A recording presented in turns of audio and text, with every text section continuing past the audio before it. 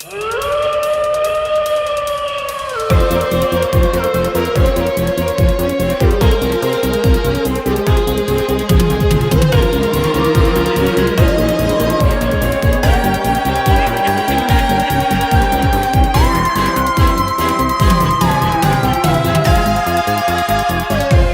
folks, thanks for listening. This is the Jeff and Axe Horror Show. I am Jeff. There's my partner over there, Axe. I call him Axe. His real name is Andrew Keith Sen, but we're going to call him Axe around these parts. So how you doing, man? I'm doing swell. All right. So what's been going on, man? What's going on in the life of Axe lately? Working a lot of overtime. It's spring, so manufacturing jobs tend to have overtime at this time. Okay.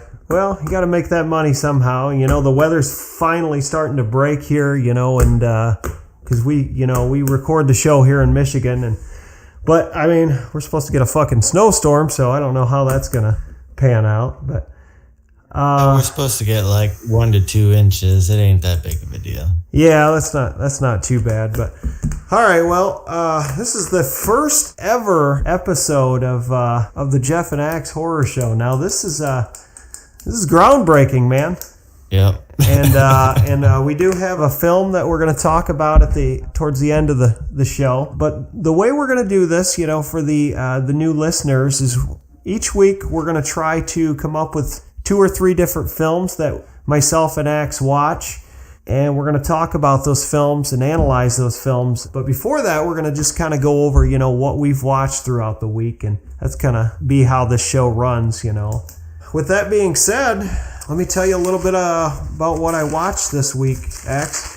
Now, I watched a movie from 2004. It's called 2001 Maniacs. Yeah, with Robert Englund. Yes. Robert Englund is Mayor Buckham in this movie, and Lynn Shay is in this movie. You know, I had watched this a long time ago, and this is a pretty good film. I know you all know, you know, Herschel Gordon Lewis, and this is a remake of his 2000 Maniacs. I just read something. Robert Englund's going to be on the Travel Channel. He's going to host some show on the Travel Channel. Oh, okay. Do you know the name of the show, or do you? No, I don't. I was scrolling. It was on Facebook. I don't know. But yeah, that's cool that he's branching off back into TV. Actually, I mean, it's where he got his start. Yeah, absolutely. He's definitely come a long way for sure, and that's funny. I bring that up because one of the other films I watched this week happened to be another Robert Englund film, and it's called The Last Showing. And he plays this, I don't know if you've seen this one, but he plays this movie attendant. This is for 2014. And he plays this movie attendant, and it's a British film. And I haven't seen that one. This couple gets kind of caught in the movie theater, and he's this, you know, demented theater attendant. It's a pretty good film, you know. There's not a lot to it, not a lot of substance to it, but obviously, I really enjoy his work. And I don't care how bad the movie is. If it's got Robert Englund in it, I'm going to watch it. I completely agree. I absolutely agree with that. But let's see what else I got here. So I also read today it's Wednesday, and Fangoria is calling it Werewolf Wednesday. It's the anniversary of The Howling. Okay. Which is one of my favorites. Oh, absolutely. I love The Howling. It's a great werewolf movie. And, a lot of people obviously compare it to American Werewolf in London. And personally, I think I like The Howling better. So I'm kind of with you. I'm with you in that boat. I think American Werewolf in London, I think John Landis had a good concept, but The Howling was more of a scarier film, because it was American Werewolf in London was a lot more comedic. Well, one is modern and the other one is the classic Gothic. So yeah, absolutely. So it's it's all a matter of personal taste, but I definitely tend to agree with you, and I did not know that about Fangoria. I think that's pretty cool, but so what'd you watch, X? Lay it on me. I did get a chance. Finally, I'm late on it, but I finally saw The Nun. Okay. And what did I you... liked it. I won't say that it was better than The Conjuring 2, but and I say that because, you know, obviously the nun character is the same. So, you know, that's what's cool about it. I kind of felt like the other characters were a little bit more weak, you know, a little bit more campy. It was a little less genuine feeling. But I did like at the end how they tied it together with The Conjuring 2, with the footage that they show of the exorcism. I think James Wan is incredible. He's done. He's basically like one of, if not the only, modern horror king, you know, because he's created, you know, The Conjuring, plus all of the offshoots now with The Nun, the horrible Annabelle series. I'll forgive him for that. And then Insidious too, you know. But just the fact that you got Ed and Lorraine Warren and all of their stories that you can tell, this, you know, outside of Amityville, just the way that he did it, you know, and created this whole series of intertwined franchises that it's never been done like that before, really. I don't think. I think he's really doing some cool stuff, but it is kind of monopolized right now too. Yeah, absolutely. I enjoyed The Nun. I thought it was a good film. And obviously as far as modern horror, The Conjuring is both films. They kind of hold up, you know, because there's not a lot of good modern horror coming down the pike right now. Right now, all we're seeing is a bunch of fucking remakes, and you know, I just can't bring myself to go see, you know, a remake like Pet Sematary, you know, or I can't do it. Force myself to, just because, you know, I have to see, I have to know. But so you did end up seeing Pet Sematary? Oh, I haven't yet, but I saw the trailer and I will see it. Oh, okay. Even though I'm not particularly excited about it, but I will. Yeah. I just I don't know. At some point, you know, I think I'm going to end up seeing it, but I just right now, you know, I don't. It's just kind of like how I feel about the Suspiria remake. You know, the original's so fucking good, and I've just heard so much negativity towards the second one, or towards the remake, excuse me, and you know, it's. Well, yeah, I mean, Dario did a really great job with that, but you know, and then you had such a cool soundtrack with the goblins. You can't repeat that.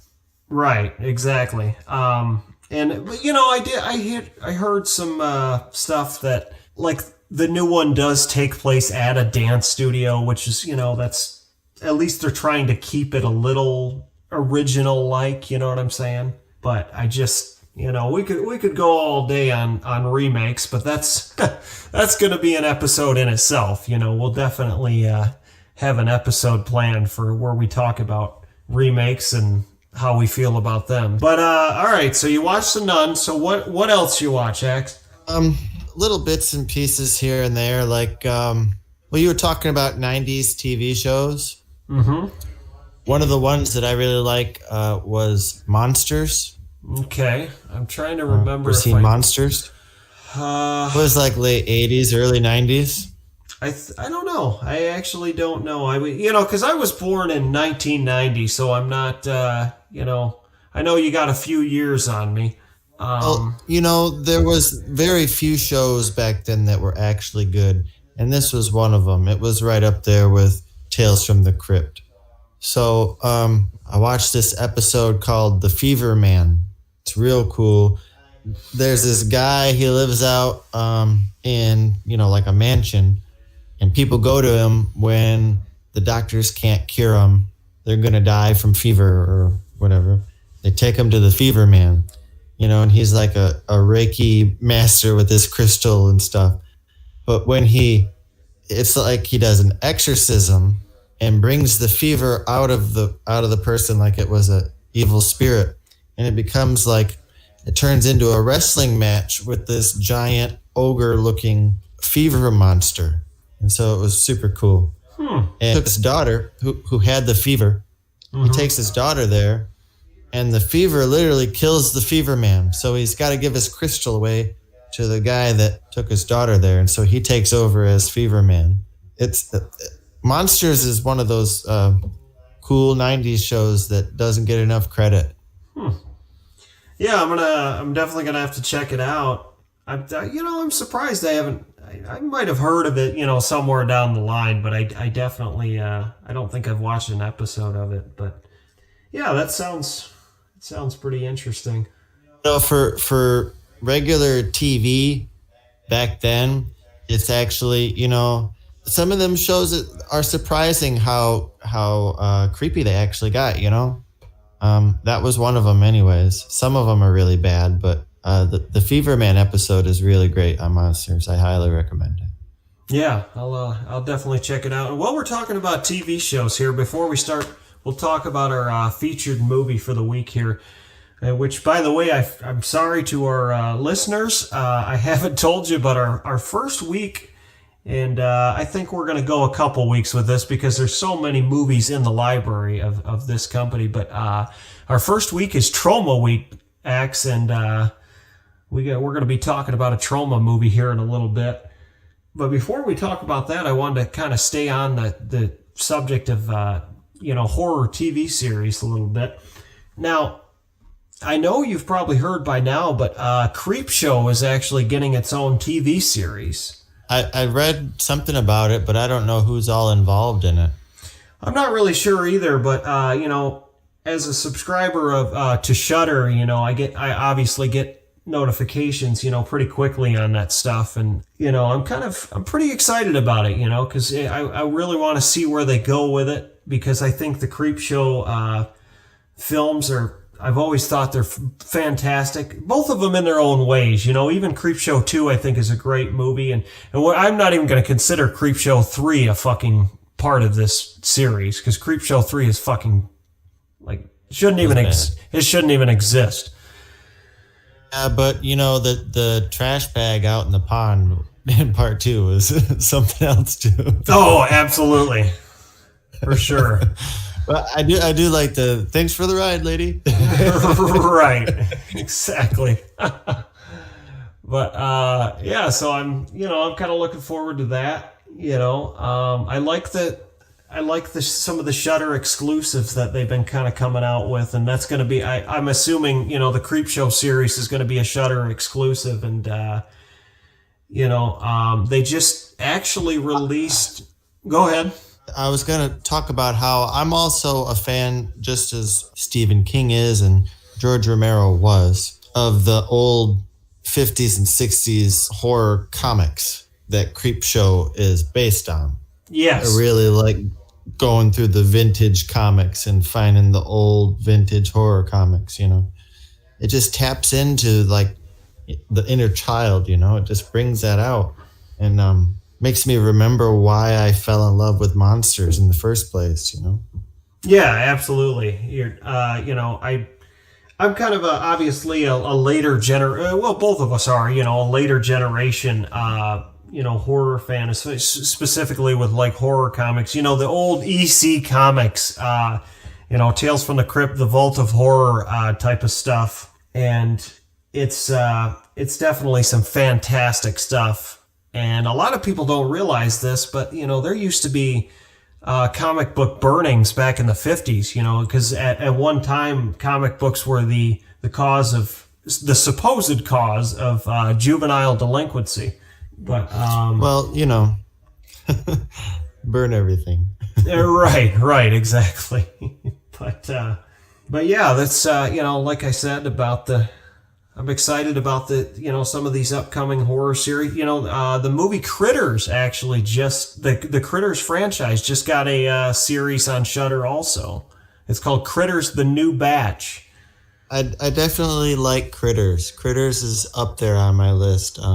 The first one is obviously the only good movie on its own, as far as good script and good all of that.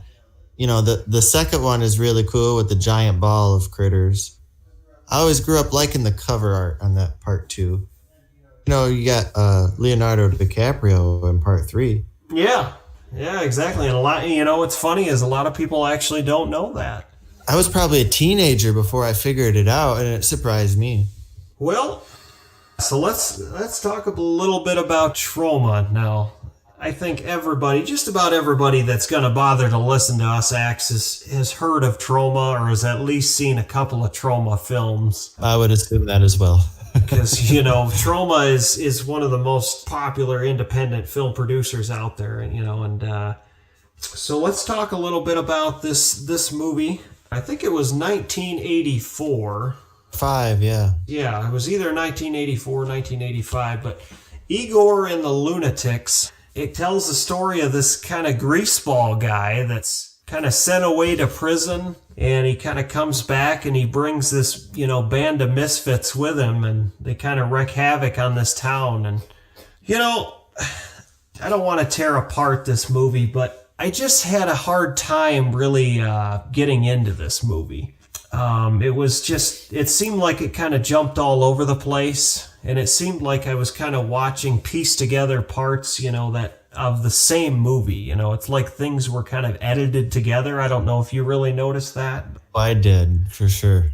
It just seemed like it kind of jumped all over the place, and I didn't totally hate it or anything. It's just that the cohesive script and story just didn't seem to be there. The second half of the movie really didn't pertain to the first half at all, and it seemed like that a lot of the actors were different, if I'm not mistaken. Well, and then, you got Baron, I think. Yeah. I remember right? Yep. So he's basically, if Bobcat Goldthwait was a serial killer, that's what I got out of it anyways. Right. Yeah. Yeah, absolutely. That's kind of, pretty good summary of it. I just, there was a couple scenes that actually really did stand out to me, though. There was one where he tears the heart out of the woman. Yeah. Yes. This scene was cool because he's got this tool and he starts whacking her with it. And I swear the first whack that he whacks her with this thing, it is the same sound effect of He-Man when he hits the boulder. On Masters of the Universe, for real. He whacks this chick and it's fucking He-Man hitting the boulder, and he breaks through and he gets the heart. Now that you say that, it took you saying that for me to kind of get that sound in my head and kind of, okay, yeah, I can, connect one and one together there. And and there was another scene that also stood out to me, and I don't know if this was the first movie to necessarily do this, but okay, so he's on the floor and he's injured and he's crawling with one arm, and he has the rock climbers, they have them hooks. Yeah, the grappling hook. Yep.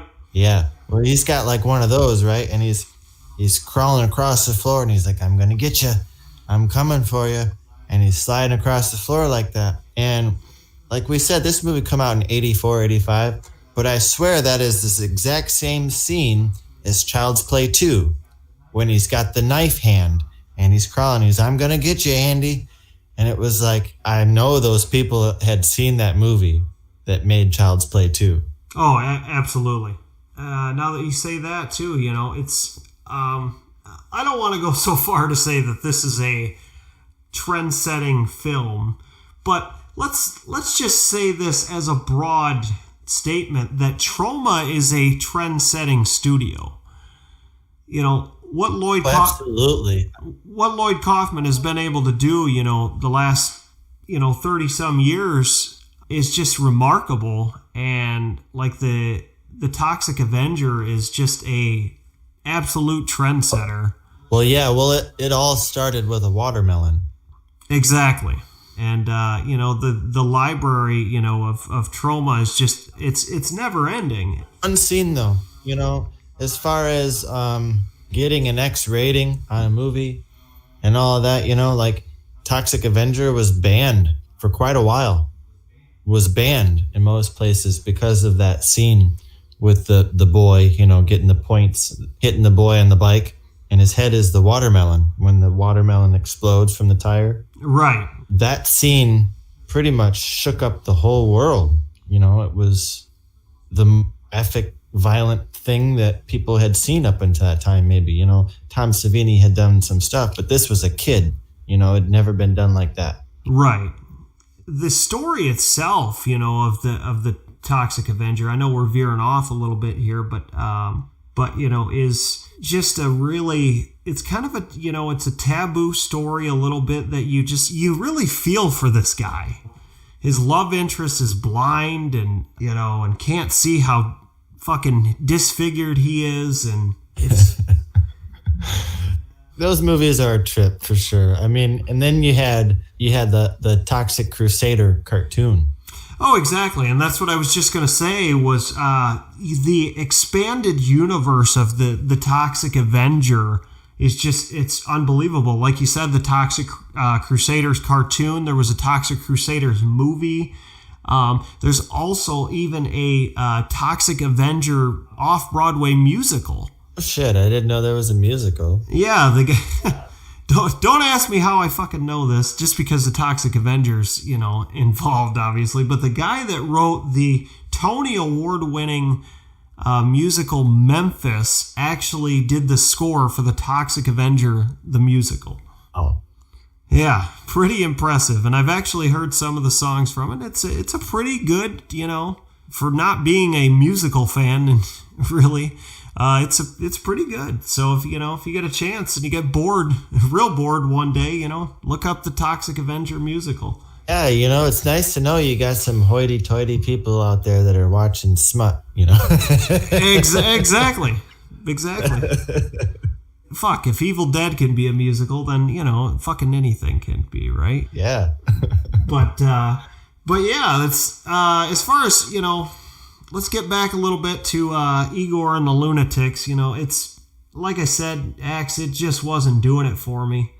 I think we owe it to our listeners to do a little better than that, and I think we should have another Troma week. Well, you know, there's so many terribly good movies to pick from.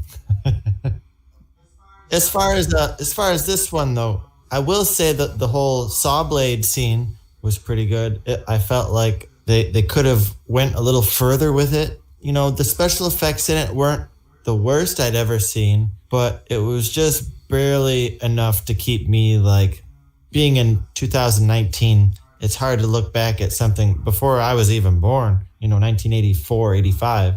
Looking back at that era and how little they had, even the studios and all of that, everything was small, everything was done in the backyard. And so blade scene was decent. You know, they gave it a try. You actually got to see a little bit of, you know, the flesh getting cut up.